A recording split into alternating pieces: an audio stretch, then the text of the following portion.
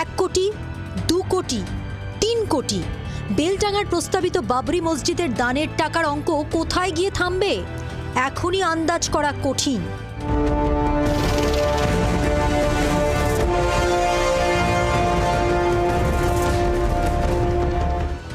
মসজিদ নির্মাণের জন্য দিক দিক থেকে আসতে শুরু করেছে অনুদান। হুমায়ুনের বাড়িতেই চলছে টাকা গোনা। মঙ্গলবার দুপুর পর্যন্ত সেই অঙ্ক ছাড়ালো 3 কোটির ঘর। গোনা এখনো শেষ হয়নি। হুমায়ুন কবিরের বাসভবনে বাবরি মসজিদের জন্য যারা মুক্ত হস্তে দান করেছেন সেই টাকা এই মুহূর্তে গোনার কাজ চলছে। একের পর এক বক্স এখানে আনলক করা হচ্ছে এবং এইভাবে টাকা ছড়িয়ে রাখা হয়েছে।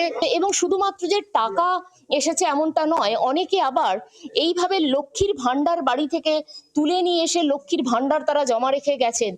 এবং ঠিক এইরকম কন্টেনার এখানে যেমন রাখা রয়েছে, টিনের কন্টেনার।